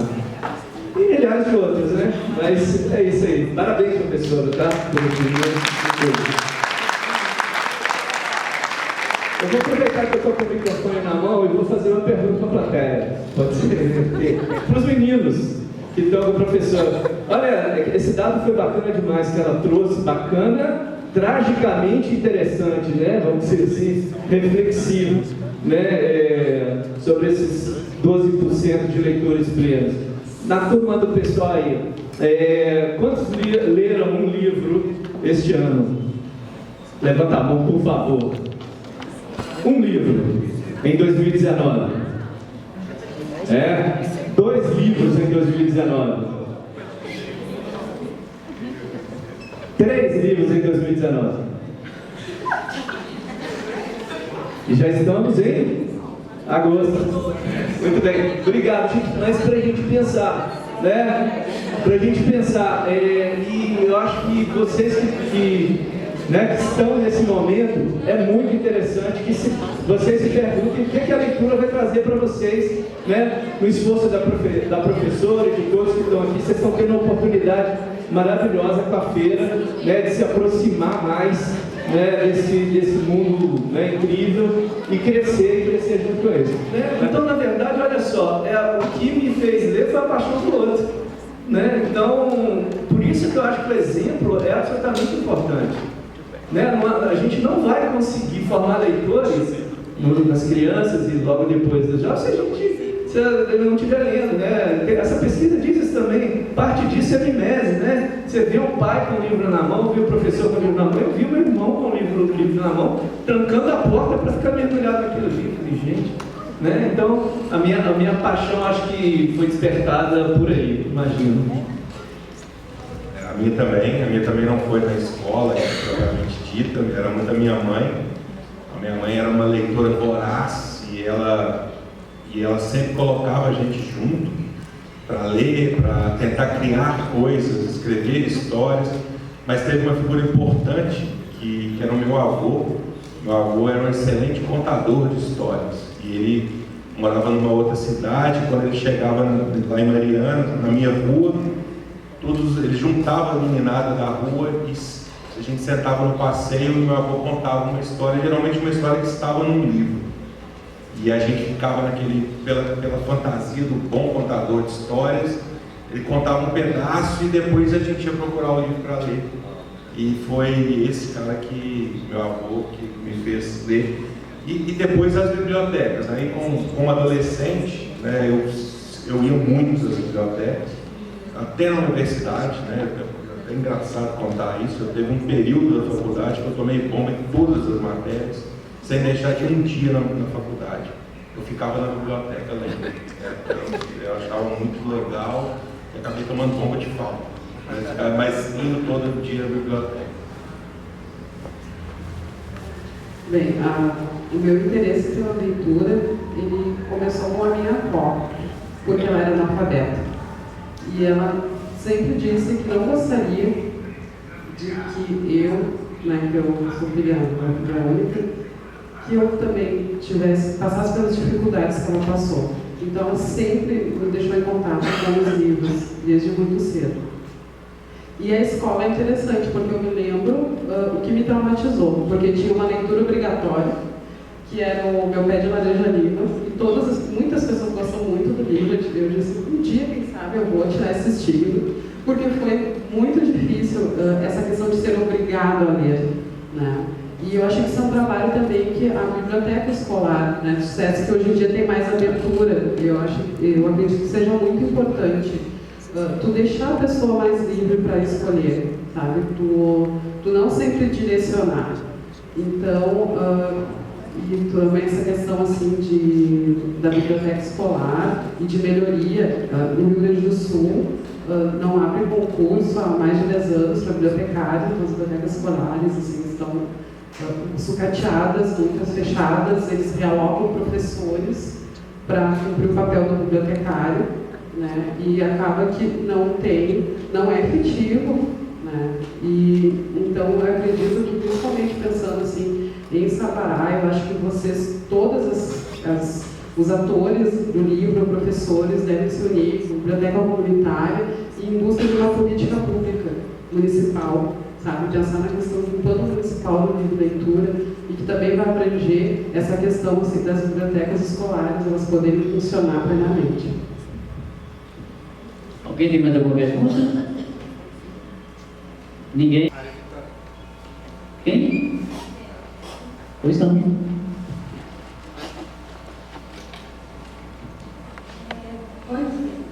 É porque que, por exemplo, eu e a minha amiga estamos querendo perguntar a vocês, se vocês têm filhos. Se caso vocês tiverem, se vocês incentivam eles a lerem, mesmo no mundo de hoje sendo muito influenciado pelas redes sociais. Como é que é seu nome? Maria Vitória. Maria Vitória.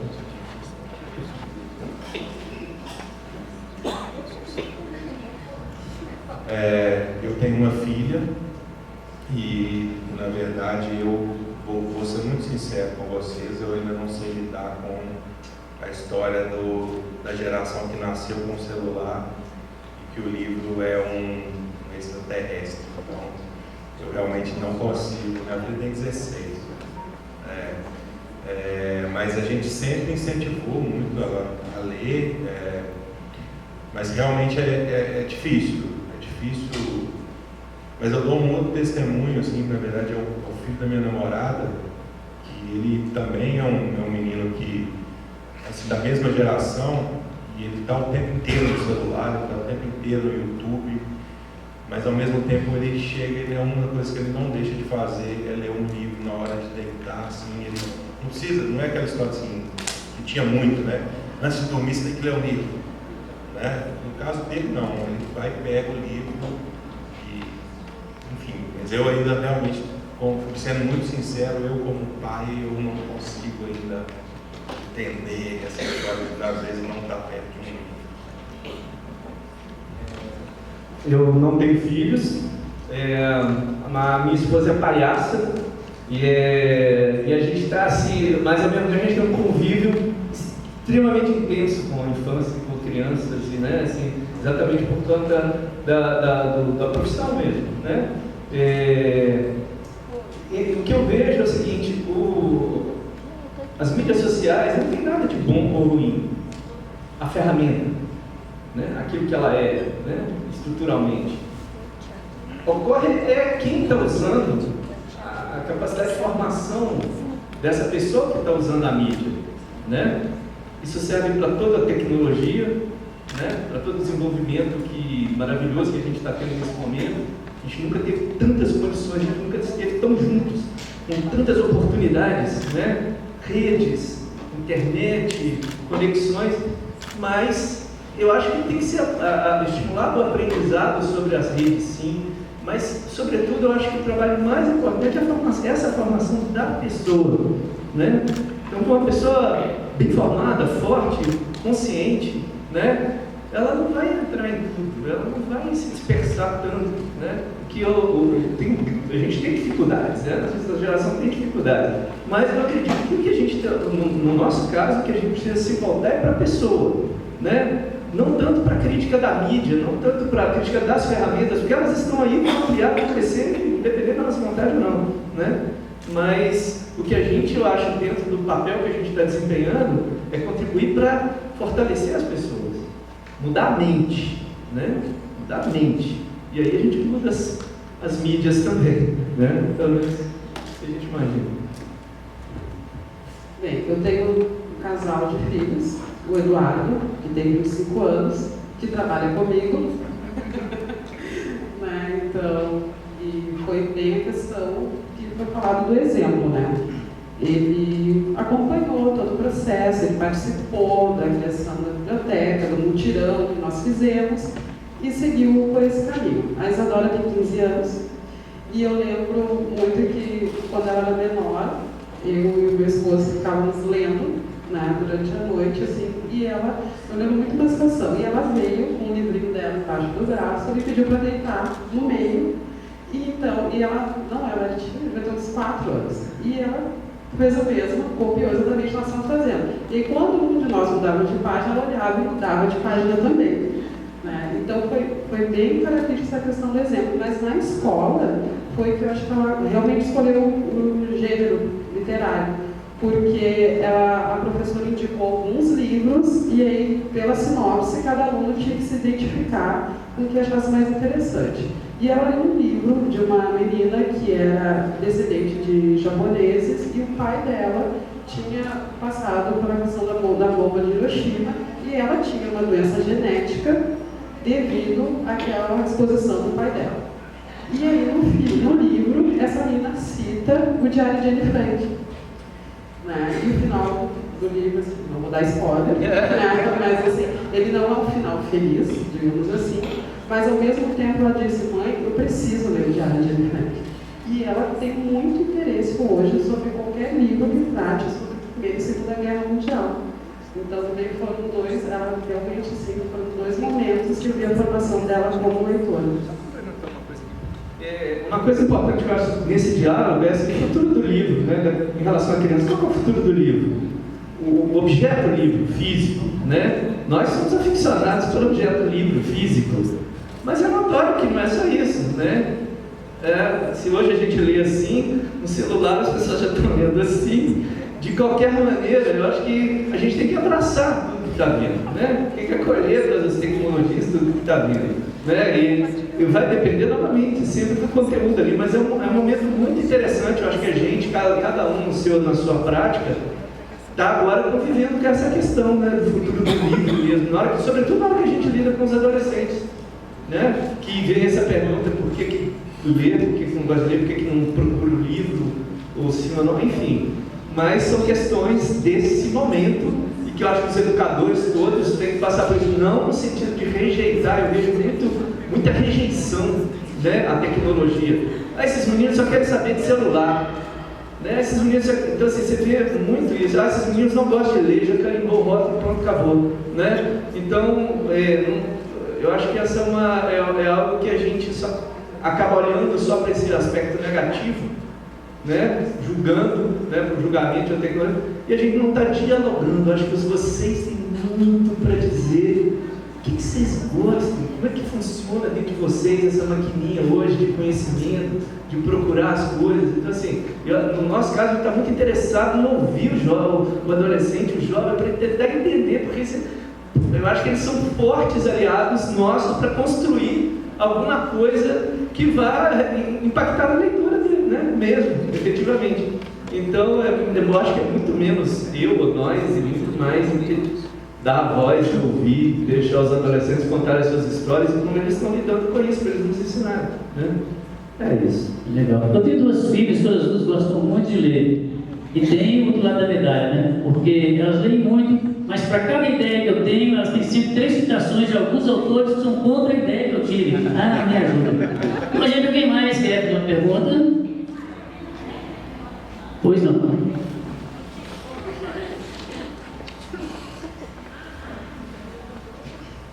Meu nome é Antônio, eu trabalho numa escola rural do município de Sabará, em Ravenna, e ouvindo todas essas palavras aí, eu achei interessante quando Nolasso, é isso?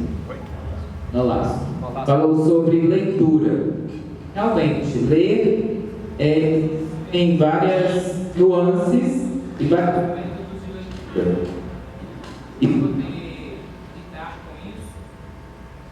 poder lidar com isso na escola é um desafio muito grande, como o Célia falou. Abrir caminhos e ouvir o que as crianças e os adolescentes desejam para a vida deles. Eu acho que esse é um exercício muito difícil, porque muitas vezes a gente também não sabe o que a gente quer. Então, apresentar para essas crianças e esses adolescentes, como a Viviane disse, qual é o estilo literário que você mais gosta, curte ou deseja. Se ela não existe, crie você. É abrir caminhos para que todos nós possamos construir a literatura dos nossos sonhos. Todo mundo falou aí que aprendeu a ler porque viu o irmão, a mãe. Então, é um laço afetivo. Literatura é laço afetivo. A primeira leitura que eu ouvi foi o poema de Cecília Meirelles, O Menino Azul. Nunca mais esqueci O Menino Azul. E interessante, eu tento essa questão do amor pelo que você sente. Trabalhar com biblioteca, livros e poder enxergar que aprender a ler o mundo é muito mais do que só ler palavras, é um desafio muito grande que ele tem. Eu disse sobre sair do lugar comum, né? Não ficar encontrar um caminho todos os dias diferentes para a mesma coisa. Eu quero que você me ajude a enxergar isso. Quais são os seus apontamentos e dizer assim? Meu nome também é Antônio, né? Já falei. O Antônio, hoje tente isso.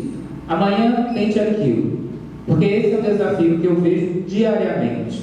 Eu também trabalho numa instituição não governamental que tem essa proposta com crianças e jovens, e esse é um desafio diário. Só que lá é uma educação não formal, então a gente cria junto com as crianças. Por isso que eu tive que é difícil também a gente criar o que a gente deseja, porque a gente também não sabe. Então, essa é a minha pergunta, que ficou aqui remoendo na minha cabeça, rodando e rolando, e eu não consegui esquecer, e tive que falar. O que é que eu, devo fazer para que todo dia eu encha o coração de alguém de vontade de aprender algo novo? Inclusive o meu. Obrigado. Rapaz, o que acontece? Essa ação que você está se referindo, ela chama-se receita diária, correto? E a receita diária é exatamente porque às vezes não pode ser a mesma receita todo dia. Cansa, né?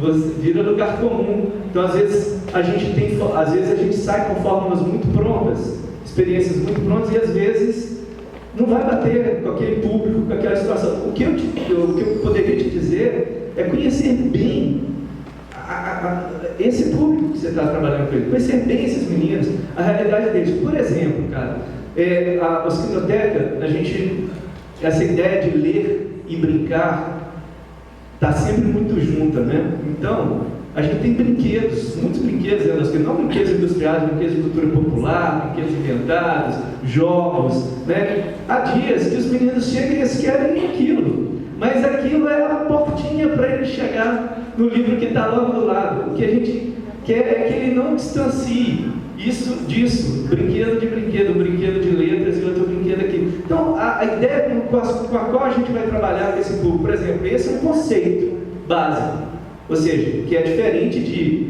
ó, toma aqui o livro, esse aqui que você vai ler, né? Ou seja, não, peraí, a minha abordagem, o jeito de eu chegar, ele tem que ser brincante também, né? Ele tem que ser encantado também. Hoje a gente está trabalhando com uma ação que se chama Encantadores de Biblioteca, porque eu acho que é isso. Túlio é encantador de biblioteca, você é encantador de biblioteca, então todos nós somos encantadores.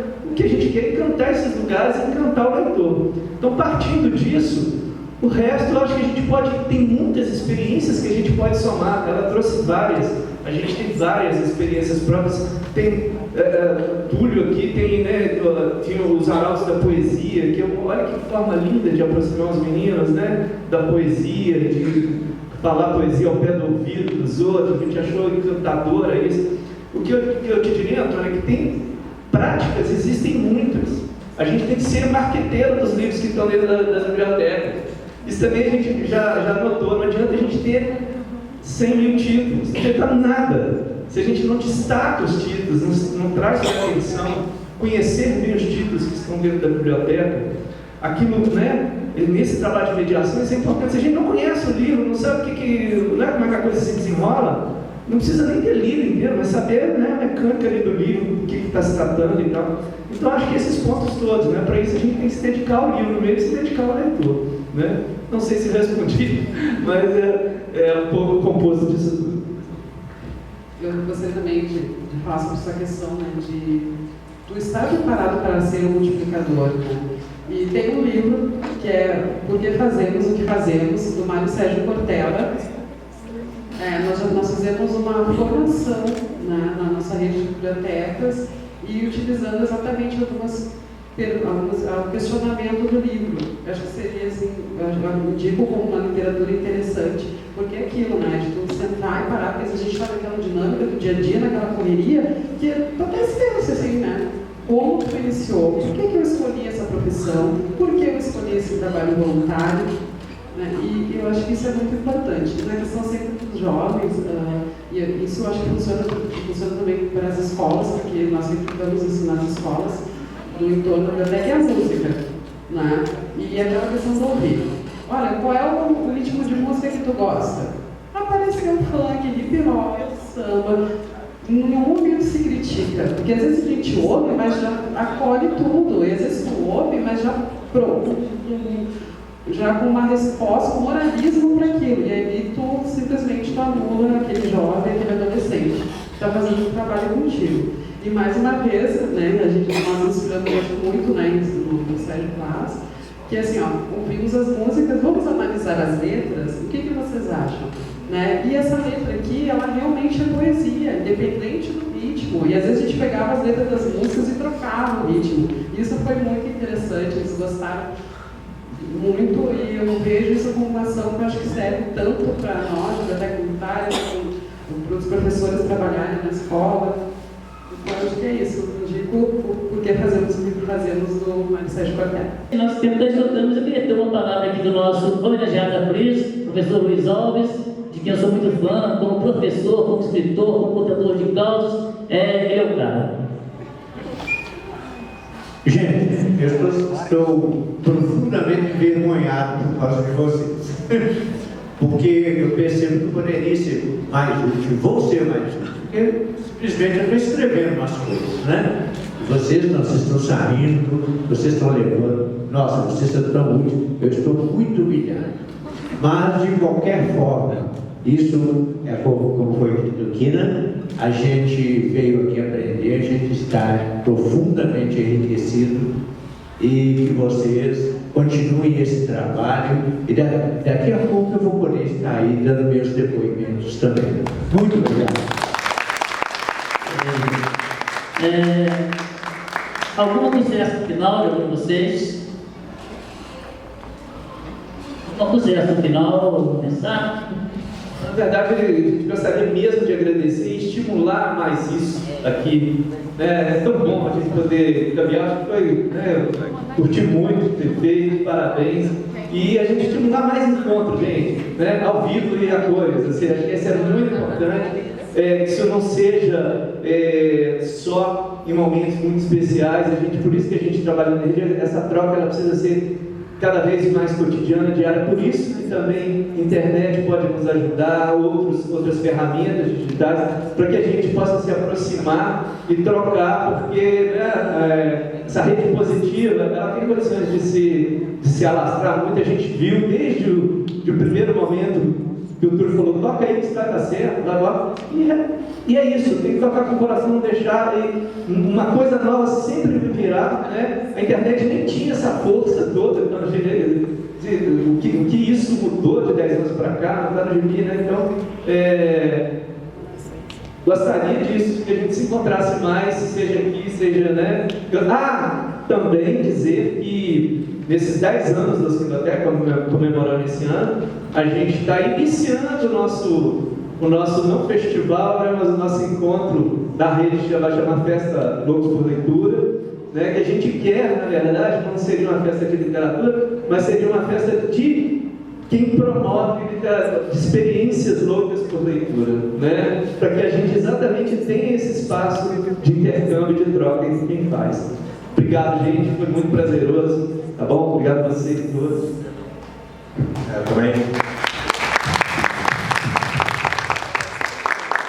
Também aproveitando a fala do Toninho, também encontrar mais, a gente conhecer mais o trabalho do outro, porque a gente está aí, cada um no cantinho, cada um com a sua biblioteca, cada um com o seu projeto, e escutar o outro, que é a mensagem que eu vim trazer, a gente se motiva mais a seguir essa caminhada. Então, dar os parabéns à Festa Literária, de estar promovendo isso, como o Toninho voltou a encontrar, e só registrar, muito obrigado ao Túlio. Para mim, eu gostaria de dar o meu testemunho, eu escrevi isso na ciência. E eu gostaria, para finalizar, de chamar aqui o dono da festa, antes de tudo do que nada, para dar a sua palavra final. Ainda bem que eu estava escondido aqui atrás, que eu chorei pra caramba, sabe? Lembrar de Léo do Peixe, lembrar quando o Toninho com o pessoal dele teve aqui na Borracha, quando eu estive lá na Arvoredo, dando uma oficina de cordel de dobradura, vendo poema do Silas, poema de Luiz, entendeu? Aí eu fiquei muito, muito emocionado, gente. Quero só agradecer e falar que essa caminhada não é fácil, mas ela nos dá muita emoção. Muito obrigado mesmo pelos 3 Silas. Valeu demais. Mediador. Muito obrigado para vocês, por tudo. E vamos que vamos, A gente tem que mergulhar, porque senão não rola. Se não se apaixonar, não rola. Muito obrigado a todo mundo. Estamos encerrados.